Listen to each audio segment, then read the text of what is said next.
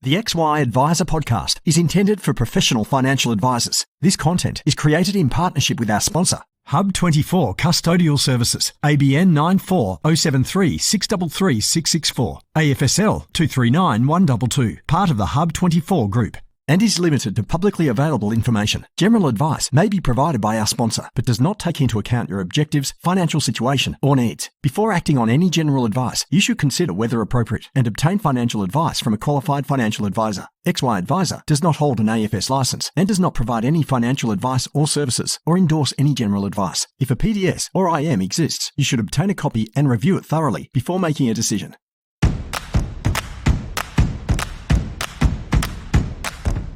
Welcome to the XY Advisor podcast, a global community of financial advisors sharing and learning with one another to drive the positive evolution of financial advice. To get involved, go to xyadvisor.com or simply download the XY Advisor app.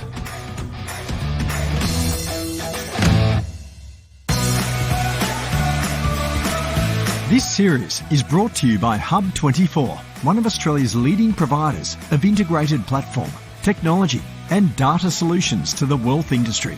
By working with licensees and advisors, Hub24 is delivering innovative solutions and service excellence that enables you to do business your way, creating efficiencies for your business and value for your clients. These are just some of the reasons why advisors have rated Hub24 number 1 for value for money and best managed portfolio functionality 6 years running, empowering better financial futures together.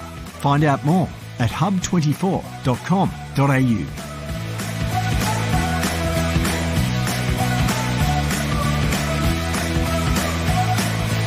Hello and welcome back to this series on enhancing the client experience. In this episode number 4 of our 5-part series, we hear from Suze Chadwick, business and mindset coach, MC and speaker and podcaster. Now, Suze brings a slightly different concept that incorporates how your brand aligns with your client experience and how you can win at both.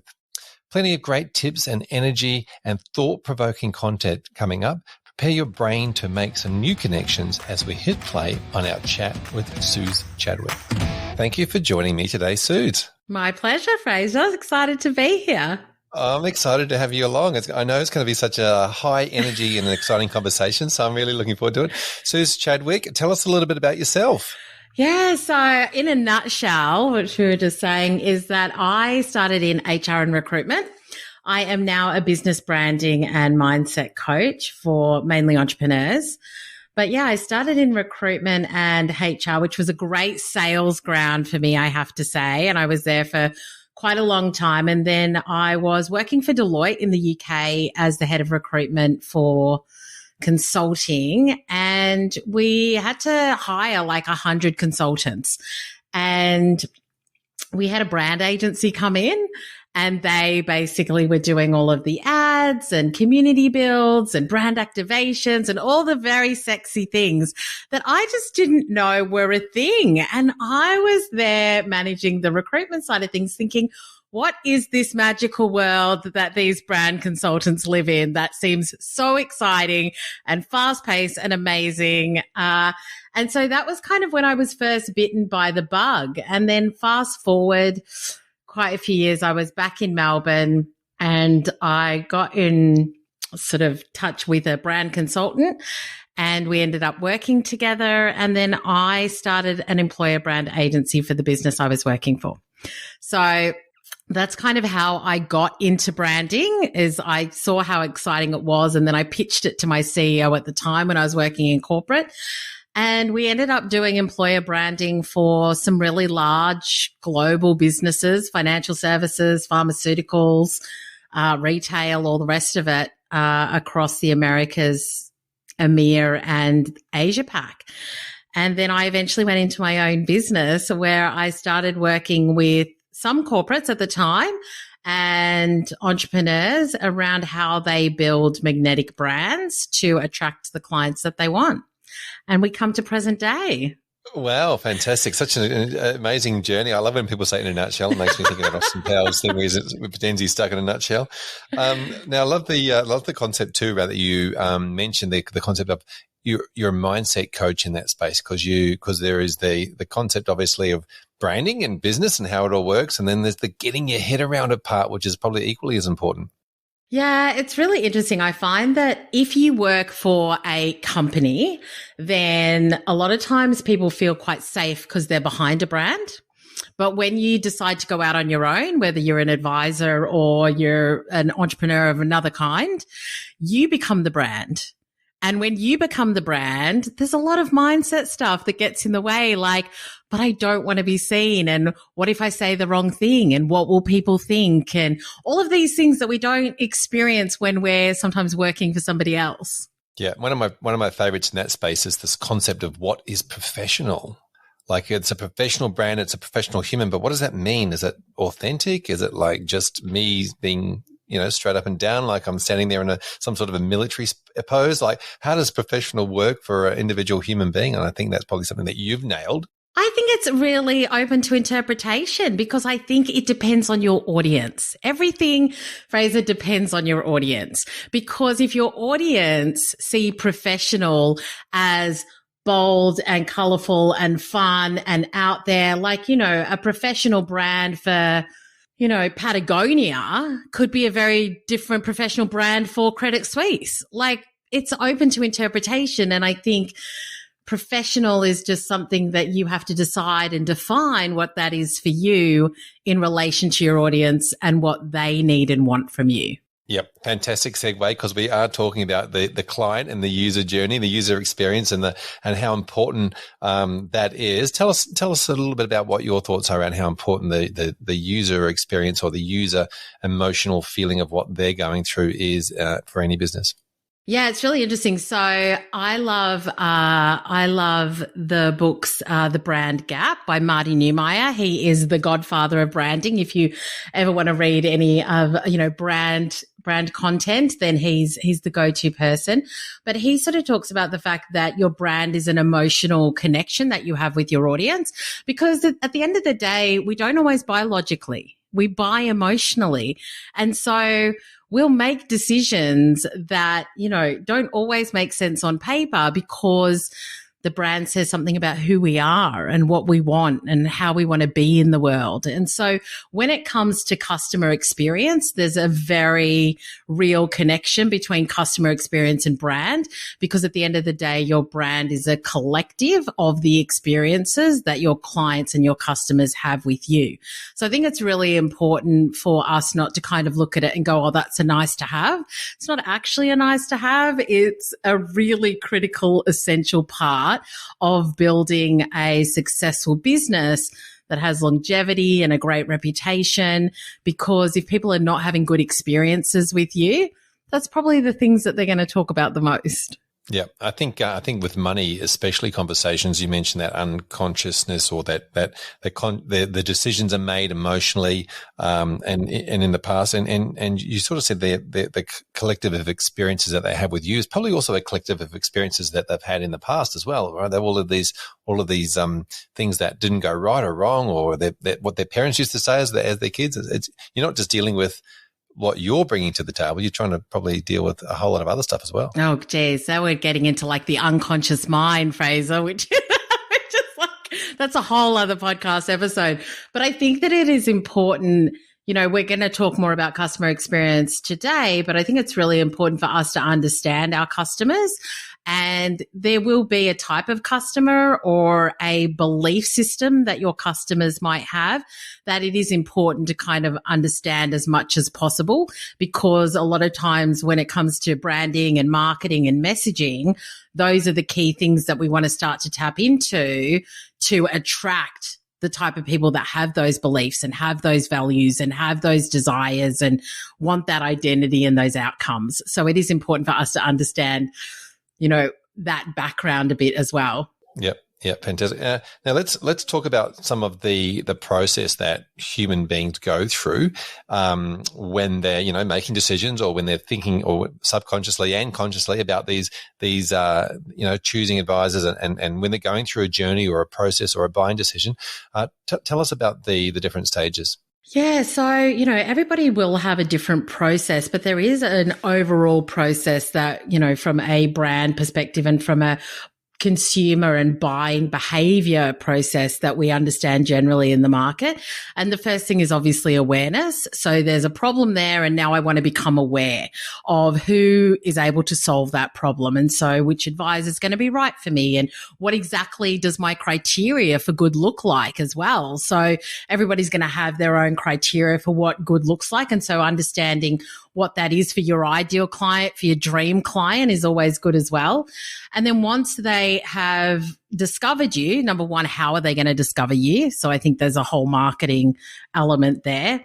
The second thing is, once I discover you, how am I going to get to know you? What's the connection point going to be? Is there a values alignment? Is there a brand story I'm going to connect to? Is it the people in the organization?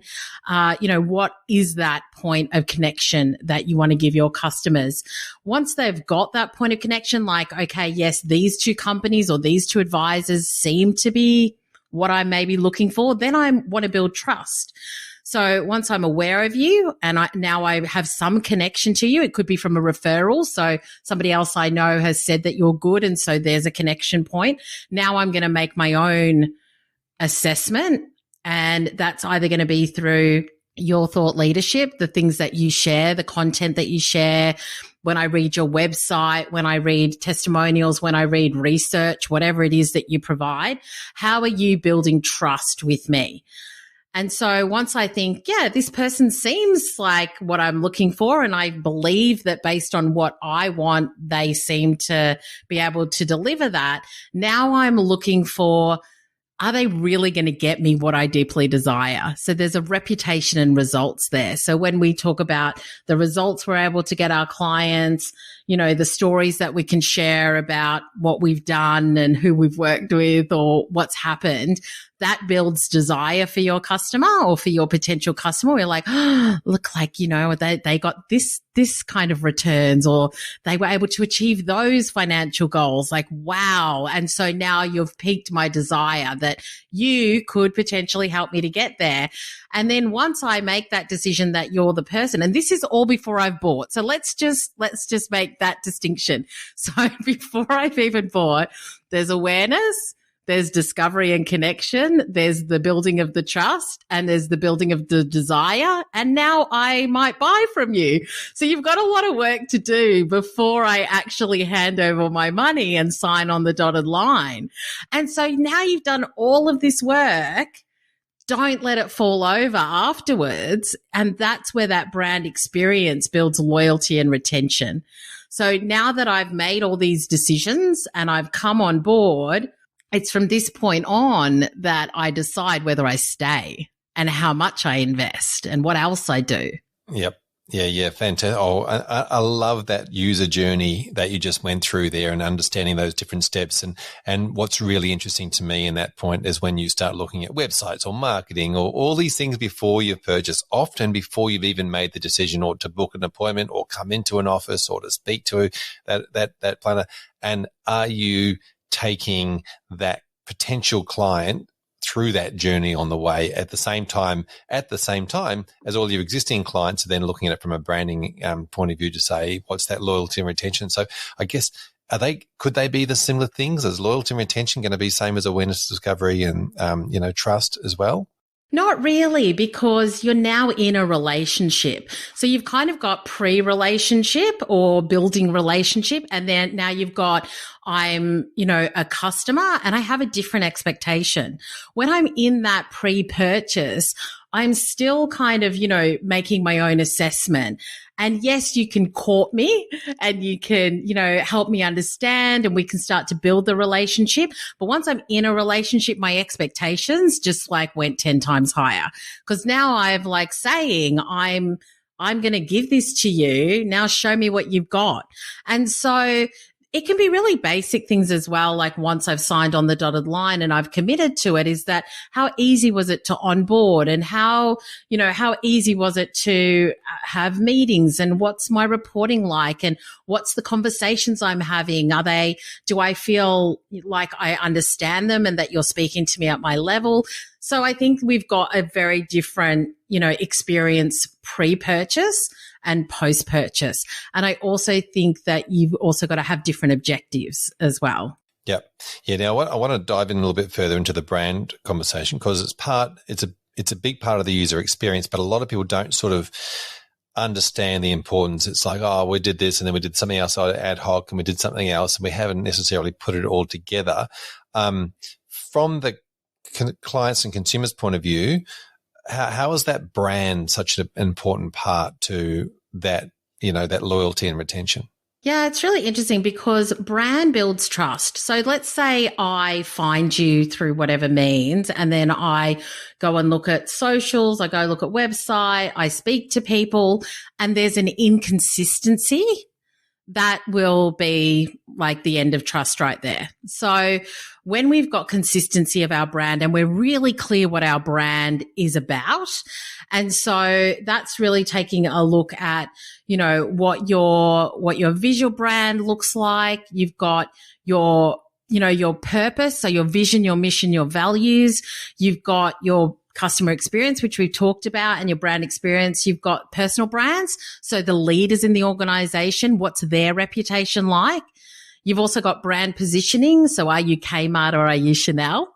And also that has a big impact on pricing and things like that. And also my identity. And so I think that especially when we are talking to advisors and you might be dealing with, high net worth individuals, you've really got to think about, how do they see themselves and how do they expect to see you if you're going to be the person representing them from a financial perspective? And so brand positioning is really important as well. And so your brand voice, your tone, the language, all of that speaks to a certain position in the market as well. And then really just looking at brand awareness. So if you are working with high net individuals, you're not going to be potentially advertising in, say, the local paper.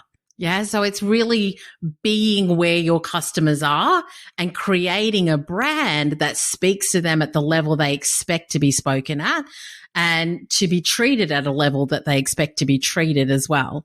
And so that's crafted. That's not something that accidentally happens. That's actually, does our business look the way we need it to look? Does it sound the way we need it to sound? Is it positioned where we need it to position? Are we priced where we need to be in order for that person, this one person, to have that trust and feel the desire to work with us? That's what brand does. Yeah, it's really interesting and crafted conversation around there that you just mentioned there. I think we did some media training years ago, and the thing I really remember from that was, don't say what you know what you're going to say. Yeah. And I always remember that. Not that I do that, but normally I just spout stuff off because I'm like, hey, I'm being authentic. But I guess with a personal brand, it does need to be authentic, but it also needs to be, like you said, well crafted and understanding that it's not about you, it's about the person who's going to be reading it or listening to it or seeing it. Yeah, it's an interesting one. I think that with personal brand, I do think you need to be authentic, but hopefully everything that you're doing is authentic. So it's not something you need to consciously think, am I being authentic? I think that if you know what you're talking about and you want to be known in the market for a certain thing, then I think just, being authentic as in talking about it on a consistent basis, challenging your own thoughts as well as other thoughts. I think that that's what we're looking for in personal brands as well. We're not just looking for somebody who's a cookie cutter. We're not looking for somebody who just says what everybody else says. Like if you want to build a strong personal brand, and I do think that, even when you're in an organization where there's more than one person, the leaders matter. I used to, when I was running the employer brand agency, I used to do personal brand training with leaders because we would be going to market saying, this is what the organization's about. This is what your experience is going to be like when you come and work here. Here's all of the amazing things that you're going to get. But we needed to make sure that the leaders were visible and that their opinions were being heard and that they were actually people who somebody else wanted to work for, because you couldn't attract top talent when, you've got a leader that's not visible and doesn't have a personal brand. Really great people want to work for people who are leaders in their industry. Yeah, that's a really interesting point. And obviously, as you mentioned, having a good brand, having a good messaging, all those things are great for clients, but they're also really good for attracting and retaining staff. Yeah, for sure. I mean, you've got to remember that, you've got your employee experience, you've got your customer experience, you've got your brand experience. So your brand experience could be people who have not yet bought from you, but they are experiencing you in the market and your reputation and everything else. And then you've got your client and customer experience, which are purchases of you, and now they're in that cycle of being a customer. And you've got your employee experience as well. So what is it like for employees when they go through the recruitment process? And, that was something the very first time, like I was saying, when I was working at Deloitte, and I was on the recruitment side and we had the brand agency. My job was to make sure that whatever we were saying in the market was being reflected in the recruitment process, and that the hiring managers were able to talk about the business in the way that we wanted them to, that they were giving candidates the right experience as well. And so that was really important. And so I think that when you've got employees, you've got to take a look at their journey and what it is that's happening for them and make sure that it's a good one. Otherwise, you'll lose really great people. So thanks, Suze. So I've worked with you and been in workshops with you in the past, and we've talked about obviously at financial advice conferences, for example. You obviously work with a lot of businesses, from small business, as you mentioned, and advice firms. Tell us about some of those businesses you work with, some of the good ideas and things that you see across this. Yeah, I think for me, there's no kind of one set great thing to do, because I think, like we said earlier, it really is so custom to clients and industries as well. And so I think it's important to understand your customer base and then define what kind of brand and what kind of experience you want to create for your clients. So for me, working with sort of SMEs, so small to medium enterprises, as well as your massive financial groups and things like that, we really chunked it down a lot of the time. So we might say, okay, so if I talk about consulting, so say for consulting, we might have a certain type of customer experience based on what we want to do within that particular part of the business. Whereas in innovation, we had a very different culture, very different type of, strategy around it. And so I think it's just really important to come up with things that are working right now too. And the market changes and shifts. And we are right now in a hyper customization and personalization stage of the consumer journey. Yeah. So with everything digital and all the rest of it, that personal touch matters even more now, because so many businesses aren't doing it or don't see the importance of it. And so once again, with advisors, especially, when I did meet you at the conference that I was speaking at, that was one of the things that we talked about. And I have to say, one of the things I noticed was a lot of people had very similar ideas of what they wanted to do with customers. And I think that that's fine. I think just doing it, you're getting like a gold star right there, just doing it. But the thing that I would get you to think about, and the things that worked well for clients that I've worked with in the past, is really understanding their customer deeply and coming up with new and innovative ways to connect with them, reward them, give them the experience that they want. And one of the ways that you can think about it is that you may have different groups of customers. So you might have different value levels of customers, to kind of put it crudely. Is that, for example, a customer that spends, I don't know, up to $3,000, I might spend X amount on them and give them a certain thing.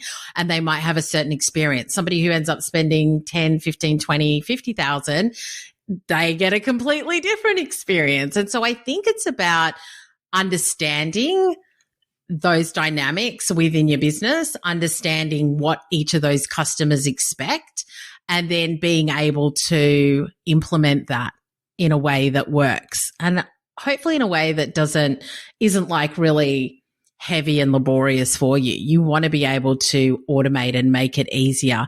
And so I think that hyper customization and personalization, and also then looking at how you automate things so that it becomes easy for you to do that. Yep. Yeah. Fantastic. When you said different values, I was wondering if you're talking about the actual client's values, and you were going down, or are we talking financial about the values or the financial value? But I was going to say, wow, how do you do that? Do you ask them about their value? But you could anyway. do that. Yeah, absolutely. And so this is a really interesting point, right? Hyper customization and personalization. You want it to be really customized and personalized, so you kind of do need to know about them. But then automating that either with technology or other types of automation where you might use providers and you've come up with plenty of great examples before, whether it's using companies that do cards and using companies that do these other types of personal touches. What have you come across in that space? Yeah, I mean, I think that, I've got clients who have, these are, I guess, higher financial value customers. So I've got some clients where they've got like a personal assistant who knows exactly what clients want. And so they do custom experiences for clients. And obviously, once again, that has to work for your business and your profit margins and how you want to be. But, just starting off by taking a look. So even for us, even at a lower level, we will send gifts to customers, but we know, do you drink alcohol? Do you have an allergy? Is there something like, would you prefer food or would you prefer wellness products? Like, is there anything that you don't like? Things like that. And so really simple. And this is like at a really basic level. So when a customer, say, buys a product from me, like they join a program or something like that, in the cart, we've got these questions. So we've got, like, say, because a lot of my customers are on Instagram, we've got their Instagram handle, and then we ask them, do you drink alcohol? What's your favorite food? Would you prefer wellness or food products as a gift or Audible? So educational gifts. And they just check a box. And so then my VA, my virtual assistant, when we send out gifts to clients, she'll go to a site that we use that kind of has all of these things, but she'll go and she'll take a look at what they actually put on their form. And so that's automated. That doesn't take time or effort. And so we're like, okay, they're non-alcoholic, so we don't get them anything like that. And they prefer this. And so that's what we do. Even at retreats, things like that, we might ask them what their favorite food is. And when they get to their room, they've got a customized gift waiting for them. And it doesn't have to be expensive. And I think this is the thing. Sometimes we kind of assume that highly customized is highly expensive. And it's actually not. But, the little bit of extra time that somebody takes to do it is actually worth it, because they'll never forget that. Yep. It goes always back to it's the thought that counts, I guess. Our mother was always right. It's the thought that counts. I used to say that when I missed somebody's birthday present. Oh, sorry, it's the thought that counts. Happy birthday. It's a thought that counts. They're like, where's my present? But you're absolutely right. Like the gifts, they don't have to be expensive, but they just have to be thoughtful. And you mentioned the concept of they're on social media. Often they're divulging their lives anyway, and on their Facebook or Instagram accounts, as to the sort of things that they do resonate with. But do you know why I ask for their Instagram, Fraser? It's because I like to send them a personalized voice message to welcome them.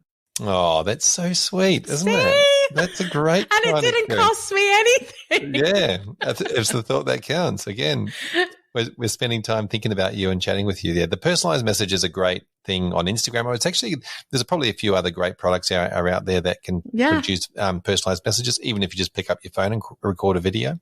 Yeah, there's a product, and I don't use it, so I'm not, but I know that a lot of my clients use it, is Bonjoro. And so you can, it's kind of branded and stuff, and you can just record a little 30-second video. And I get quite a few of those from customers and things like that, which is always nice. Yeah, it's funny, isn't it? Because you know exactly what they're doing, but it still feels good. It does feel good, I think that in such a fast-paced world right now, when somebody takes the time to do something nice, it makes a difference. It's great, it's valued. Yep. Yeah, absolutely. Especially with the financial advice process being such a long, drawn out in many cases process, it's good to touch base a couple of times, maybe at the beginning, even at the end of that process as well, just to, thank people and let them know how far they've come. Yeah, absolutely. And just understanding, I think that this was something that I spoke about at the conference that we were at, is understanding how clients like to be communicated with. So some people are like, something, it's fine if I don't talk to you for 3 months. Just let me know when it's all done at the end. You've got those clients. And then you've got clients that are like, if you've not touched base with me in 2 weeks, I think that the deal's fallen over. I think that we're no longer in business together. And so I think it's really important for you to take the time at the beginning to maybe find out a couple of things. It doesn't need to be like you don't need to find out, from the minute they were born, everything that happened. But just finding out what they care about and what's important to them, and then also how they like to be communicated with. So even just, this is going to be a long process. Would you like me to update you? Like, there's not going to really be updates on a regular basis. But if you would like me to touch base with you on a fortnightly basis or however long you think is appropriate, then I'm more than happy to do that, because I just want you to feel, looked after. Yep. Where somebody else will be like, don't need to speak to me until like 3 months later, Fraser. Yep. Not a problem. That's right. And then you need to put the process in place to be able to do that, right, as well, to be able to say if you need those regular comms, that just say, hey, we're still working on it. You could probably automate some of that stuff. I was just about to say you could totally automate that. So even like just thinking technically here, not to go into it, but even in my email system, I can just add a tag to somebody and they'll automatically be subscribed to a automation emails, that we've already set up. And so you could have 2 or 3 tags where you're like, okay, I spoke to this customer. They're high touch, meaning they want more comms. So let's just put the hashtag in, or the tag high touch, and they are now subscribed to the emails for that particular product, which is custom to that product. And every 2 weeks, they just get a little message that says, hey, Fraser, just to let you know, we're still working on it. If you've got any questions, this is the stage we're at. So it could be, we're currently at stage 1 or whatever it might be. Yep. So you follow along on the pizza trackers and let you know when the pizza is going to be delivered.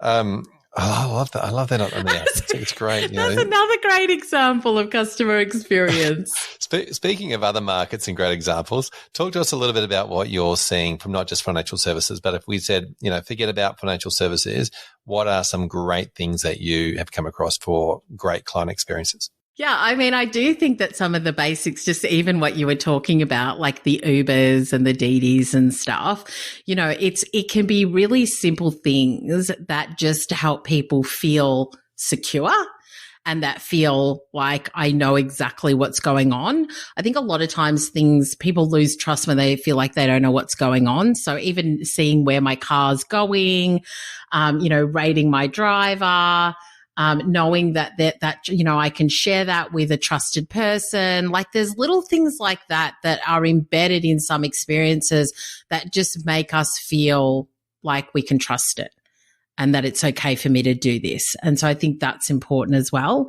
And I was looking at some recent, it was 2022 research, which was according to Gartner's survey, 81% of companies compete mostly or completely on the basis of customer experience, making it the key competitive differentiator for financial institutions in 2022 and beyond. And I would even dare to say every organization, like every industry, is really is competing on customer experience, and making sure that they understand what their customers want and what they're going to do. And so quite a few sporting organizations do a lot of physical customer experiences with, celebrity athletes, things like that.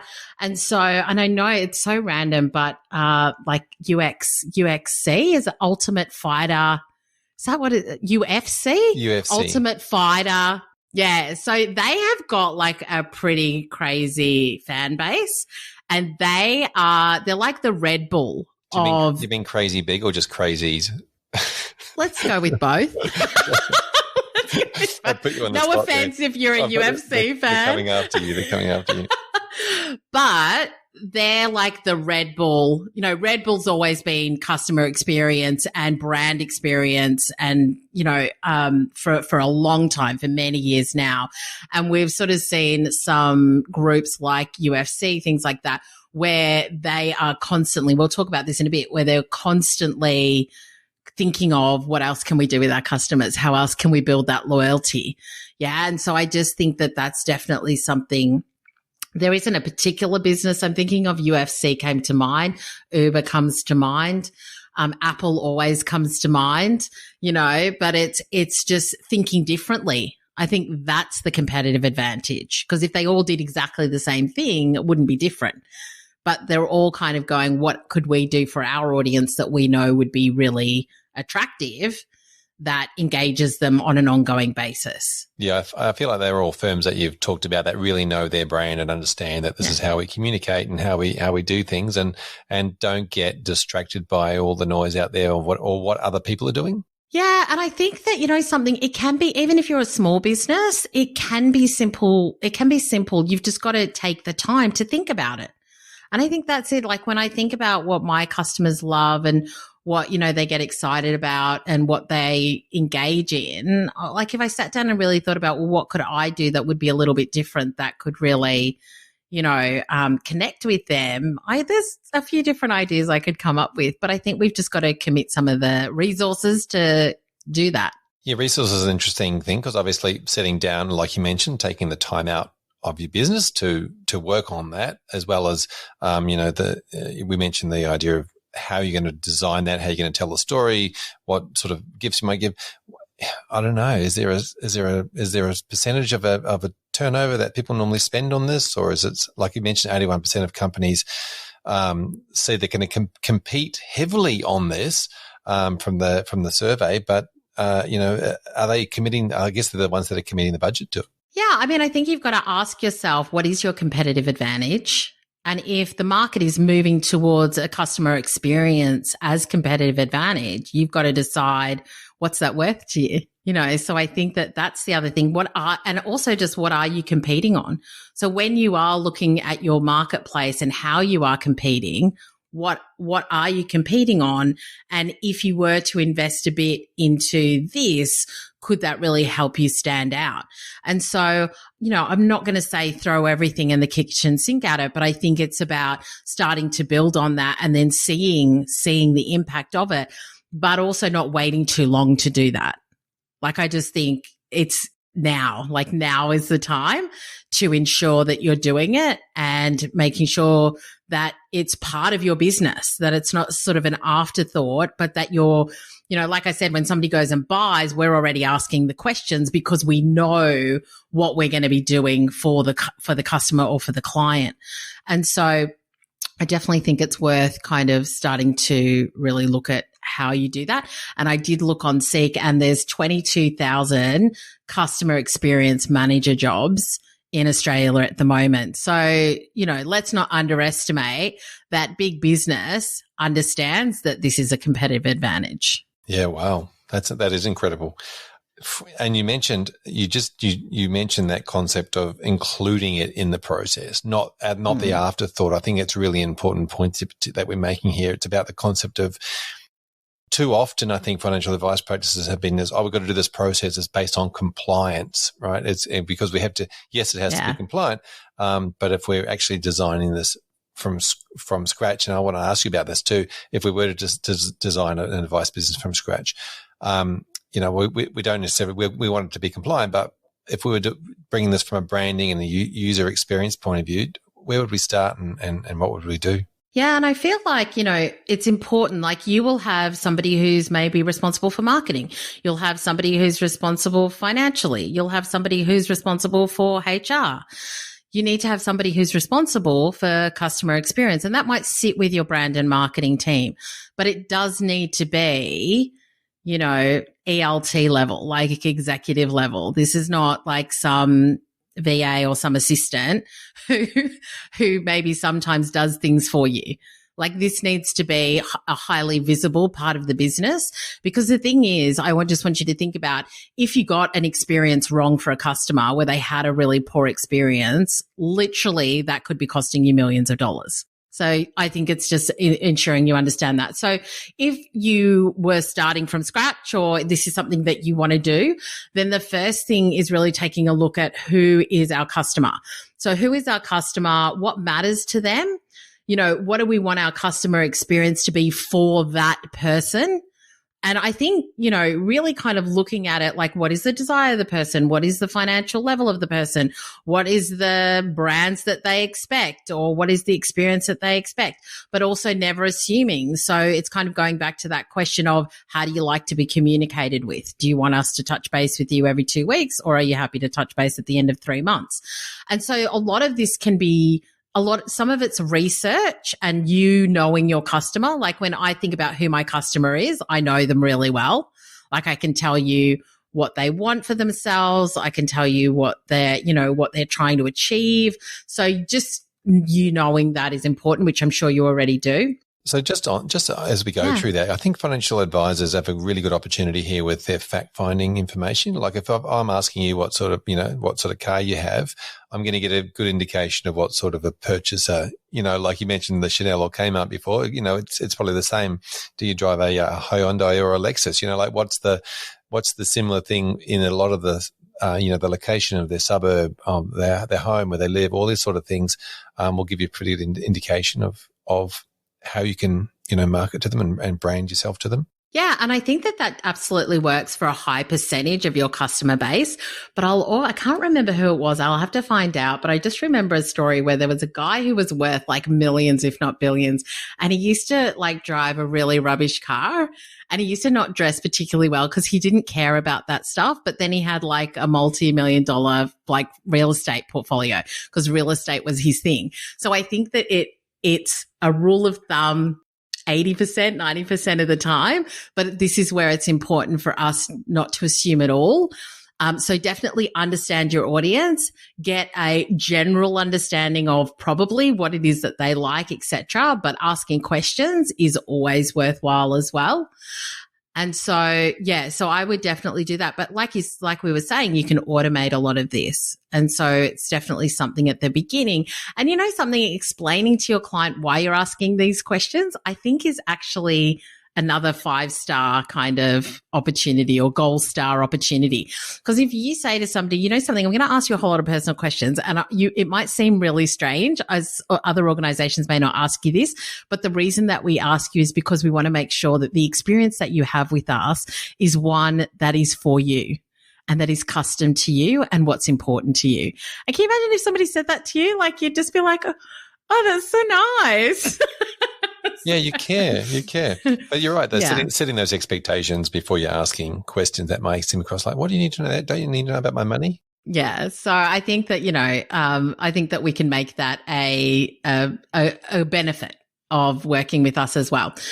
So you can definitely automate stuff. And so having great systems in place and making sure that you've kind of run through it and said, okay, once somebody fills in all of this, are we going to be able to do what it is that we want to do? So I think that it's important to kind of have this as a little bit of a fluid thing at the beginning where you're like, okay, what's our brand? What's the experience? Who's our clients? What do we want to do for them? Okay, if we want to do these things for them, now let's go back to the beginning. What questions do we need to ask them? Yeah, so I think that's where it just needs to be a little bit fluid as well. And then also just, what do they expect from a personalized service too? So like we were saying, everybody's a little bit different. Whilst champagne might be an amazing celebration gift for somebody who doesn't drink's just like, well, what am I going to do? What are my plans with that? So I think just making sure that you understand that. And then we did talk about having tiers of customers. So, the financial value of a customer. You could have different customer experience processes for them as well. And it could just be a budget. So once again, we can keep it simple to start with and say, for customers at this level, we've got a budget of, $500. For customers at this level, we spend $1,000, whatever it is. And you might also have different points as well. So there might be a welcome gift. I know that when we were at the conference, we were talking about that, I think anniversaries and birthdays, things like that. Maybe if something amazing happens for them, that sort of thing, sending a gift then. And it doesn't always have to be a gift. Like there's other experiences that you could create as well. And then the really big one, like we sort of talked about at the beginning, who's responsible for it? And don't give it to somebody where customer experience is not their forte. Like they're not somebody who thinks about people in a certain way or is considerate or who really loves to do this sort of stuff, because otherwise they'll come to you with really crappy ideas. Yeah. Somebody who can't be bothered with this or just be like, yeah, just give them some beer. They'll be fine. So you want somebody who their personality is like they love to give. You want somebody who loves Christmas or loves, like the whole idea of going out and buying 1 million presents about 3 months before Christmas and wrapping them all up. The whole excitement that really lights them up inside. Yeah. Yeah. So I think the who is important as well, because that'll make your job, if you're the owner of the business and it's not what you want to be doing, then hire somebody. Yeah, that's such a good checkpoint. Do you love Christmas? What do you do at Christmas time? Tell me. Or whatever holiday, I think that's important. How many Christmas lights do you put up? That's a telling sign. Maybe they should put that on the 22,000 job ads on Seek at the moment. Just look for somebody who loves Christmas. Yeah. Jeez, we should be in marketing. I love it. Yeah, you're exactly right about that. Though it's a real personality thing, isn't it? So it's not necessarily a job description. It's somebody who wants to be in that space. Yeah, and somebody who is in marketing and somebody who does events, they would be good people for this as well, because they've got an attention to detail and they care about the experience. So somebody who does events, they're like, when somebody walks in, this is what they see. There's the flowers on the table. They've got a drink as they come in. Like that's somebody whose attention to the experience is going to be there. So if you've got somebody in the business who does really well with that sort of thing, it doesn't have to be a dedicated role, but just find somebody who cares enough to want to do it. Yep. Yeah, exactly right. I was talking to someone the other day that was doing events for professionals, and they were like, "Oh, what should we do? We've never been in a professional." I said, "Yeah, but you're running events all the time. Do that thing, because the professional, don't try and mix the two and say, we're trying to do this from a professional point of view." And you've also got some other things that I guess we've talked about when it comes back to feedback loops and understanding, like asking your clients, what are some of the other things? Yeah. And I just think, constantly optimizing, because we learn as we go. So, I think at the beginning we were doing things manually, and then I was like, let's put it in the checkout. Like as they're buying, let's ask them all the questions, and then also, just continuing to have that kind of conversation as well around what they want. So, once a client re-signs with me, we've got different things. We might give them like education packs or books or things that I know that they love. And so just continuing to stay up with that, but optimizing it wherever you can at the beginning, and then just shifts in the market. So what's hot right now? What are things that people are doing? What are trends that people are interested in? And then just really identifying opportunities. So, you may have a client that you've had for a while and you're just like, well, what else could I do with them? Is there an opportunity that comes up where you could surprise and delight them? Or is there an opportunity where you could give them, additional advice that, in some other area or something like that? So I think it just depends on what you do, but I'm just always about constantly improving. Like you never want to set and forget it. I think it's just about how do we do this better? How do we make it easier? And how do we create better opportunities for our clients to have a great experience with us, whatever that is. Yeah, I like the concept of looking out for opportunities and continually looking out for them, as in it might not be time, but if you see something that they're interested in, you can go, that's an opportunity, and you just obviously need to note that, or have somewhere in your system where you can note that down for next time, and you go, that person really loved caravanning or something, and you just go, great, and here is something that might be handy for them for their caravan. Yeah. And even feedback loops, like even now I'm working with a business at the moment and it's a lot of email.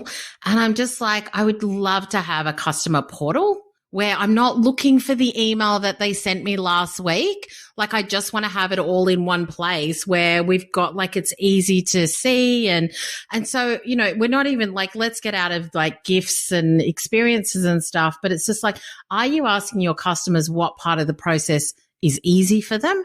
And if there was one thing that they could change about how you work together now, what would that one thing be? And so sometimes I don't think we always welcome or ask for that feedback. And it's the stuff that really gets under client skin. And it kind of questions, like, it can be the most mundane, little annoying thing, but it can be the difference between them going, oh, this is just too hard. Like, this feels too hard. And it's such an easy fix for you as a business to go, yeah, let's create a client portal where all communications go through and we have like the 3 key projects we're working on so that you always know what's going on. Yeah. Yeah. I couldn't agree more that the concept around what frustrates you, it's a difficult question. You were right, though. It's a really hard one. Tell me how bad I'm doing, or, like that. No. What annoys you about me? That's like it's not what I said. Yeah, but I know, but it's a from a mindset point of view, it's a hard one to get around. But once you do it and you go, oh, cool, okay, great. About our process, we can do better here. It's a really nice it's a nice thing to ask a client to be able to give them that opportunity. Yeah, and I just think that, a lot of times they don't get asked that and they do feel uncomfortable saying it sometimes. And so when you ask that question, they're like, oh my God, I'm so glad you asked. It's like, oh, everything's great. But you know what I'd really love? I'd really love this one thing. And you're like, no, you had no idea. Yep. And it doesn't necessarily have to be you either. It could be one of your other staff that aren't. And whoever. What could we do? What could we do? That's better. And they go, oh, yeah. That, because they're not having to say that you're doing something that's annoying them. They could say that, yeah, every time I talk to Sue, she just doesn't stop talking. Oh, what? Sorry. Anyway, let's talk about the concept of advice firms that maybe some quick wins for existing advice firms. What are your thoughts around that? Yeah, I think just understand what information you have on your customers that could really help you customize the experience now. And so hopefully you've got some stuff. I also think one of the interesting conversations that I had when I was at the conference was a lot of people were like, their tech wasn't great, potentially, to capture all of that. And so you maybe have really great tech in other parts of your business, but this particular part of your business, you're like, yeah, we don't really have a lot of that information. And so I do think that, this is only going to help you. So really looking at, do we have the tech? Do we need to add something on? Or do we need to, get it customized or whatever it is to be able to capture this information is really important. As we said so many times, see what you can automate, because I think a lot of times businesses are like, oh, this just all feels really hard and like too much and I don't really want to do it. But I think once again, just thinking, let's go back to mindset, assuming that it's going to be hard is probably the block that you've got and the barrier to doing this really well. There might be a really simple and easy solution. And once again, giving it to somebody who's really passionate about doing this, they'll go in and they'll figure it out and they'll make it happen, and they'll make it happen well, or they'll tell you what they need to make it happen well. And so I think that just don't assume that things are hard. Make sure that you're improving all the time. And then I think, as we said before, just really think differently. Like, you can come up with lots of ideas that other people have come up with, but if you have conversations and you also make your staff aware or your people aware that this is something that as a business we want to get better at. And so I want you, even when you're in conversations, even if it's not directly asking the customer what it is that they want or they don't want, just being great at listening and kind of, putting that somewhere. As far as on the system goes, so that we can start to become a more customer experience and customer centered or centric organization, I think is always worth your time. Yeah, I like the idea of challenging staff and then celebrating those that are able to find those things, come up with good ideas, and just keep celebrating those good ideas, and eventually becomes part of the culture of the business. Yeah. And also, really like if you get a lot of thank you notes from customers and it comes to like a single person, what about if you shared that with the organization? What about if you shared that with more people at Friday drinks or whatever you do, chat on Slack or wherever you communicate? It's kind of like, I just want to share with everybody, like, it's not kind of my client thought I was amazing, but it's more. It's like, let me tell you about this thank you card I just got. It's more about the team, it's more about as a team, like our clients are loving what we're doing. And I wanted to share like these thank you notes and that with everybody. Yep. Yeah. Fantastic. And these are all the thank you notes I wrote on myself. So it's definitely, I definitely think it needs to become part of the culture, the whole user experience and everything there. So thank you so much for coming and chatting with us today. If firms, how do firms work with you? How can they get hold of you? How do you work with people? I know we've done workshops and bits and pieces before, and we do a lot of speaking. Yeah, so mainly as a speaker, and I do workshops just to work through customer experience and personal branding and things like that. I mainly work with women in business and female leaders, but also, I've spoken at conferences where there's lots of different people. And so that's something that I love to do as well. Fantastic. And tell us about where people can find you. They can find me at Suz Chadwick, so SUZ Chadwick, all one word.com. And I'm at Suz Chadwick on all socials as well. But yeah, the website's probably the best place. And I've also got a podcast, which is called the Brand Builders Lab podcast as well. Fantastic. Great podcast. Tune into that. Thank you so much, Suz, for coming on and sharing your gold nuggets of wisdom. I really appreciate it. My pleasure.